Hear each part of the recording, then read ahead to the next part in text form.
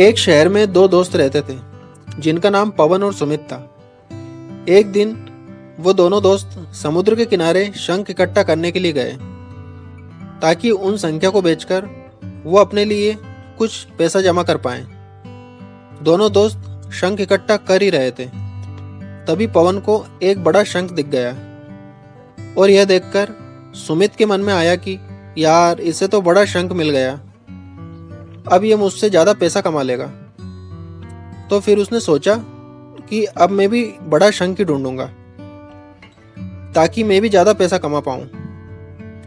तो अब वह लग गया बड़े शंख की तलाश में। उसने खूब ढूंढा, खूब मेहनत की, लेकिन फिर भी उसे बड़ा शंख हासिल नहीं हुआ। और उस बड़े शंख के चक्कर में उसे जितने भी छोटे छोटे शंख मिलते, उन सारे शंखों को उठाकर वो फेंक देता, क्योंकि उसके दिमाग में वो बड़ा शंख था कि मुझे किसी भी हालत में वो बड़ा शंख चाहिए ताकि मैं थोड़े ज़्यादा पैसा कमा पाऊँ। उस बड़े शंख की तलाश में दोपहर से शाम हो गई, शाम से रात हो गई, तो ना तो उसे बड़ा शंख मिला और बल्कि जो छोटे छोटे शंख उसे मिले थे उन संख्या को भी उसने फेंक दिया। तो उसके हाथ में कुछ नहीं आया और जो पवन था उसके पास एक बड़ा शंख था और कुछ छोटे शंख थे। रात हो गई और वो दोनों दोस्त घर जाने लगे।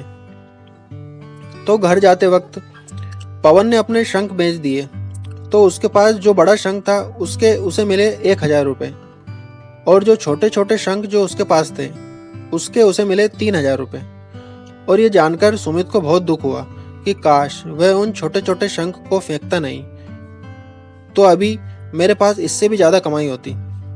पवन ने सुमित को बताया कि जो छोटे छोटे शंख तूने फेंक दिए थे ना, उन्हीं को मैंने अपने पास कलेक्ट कर लिया और उन्हीं की वजह से मुझे मिले 3000 रुपये। और ये जानकर सुमित और भी ज़्यादा निराश हो जाता है। इस कहानी को बताने का मेरा मकसद बिल्कुल साफ है कि हम कुछ बड़ी बड़ी चीज़ें करने के चक्कर में कई सारे छोटे छोटे मौके हाथ से गंवा देते हैं। हम हमारी रोज की लाइफ में भी कई सारी छोटी छोटी चीज़ों को इग्नोर कर देते हैं, लेकिन ये बात आपको जान लेनी चाहिए कि ये छोटी छोटी चीज़ें आगे जाकर बहुत विशाल रूप धारण कर लेती है। हर छोटी चीज़ पर ध्यान लगाओ, उसे इग्नोर मत करो, आगे जाकर आपको इसकी अहमियत पता चलेगी। मैं ये भी नहीं कह रहा हूँ कि आप छोटा सोचो और छोटा ही करो। मेरे कहने का मतलब ये है कि आप सोचो बड़ा, लेकिन उसके लिए आप हर वो छोटा काम करो जिससे कि आपका लक्ष्य आपको हासिल हो। दोनों दोस्तों का लक्ष्य एक ही था, वो था पैसा।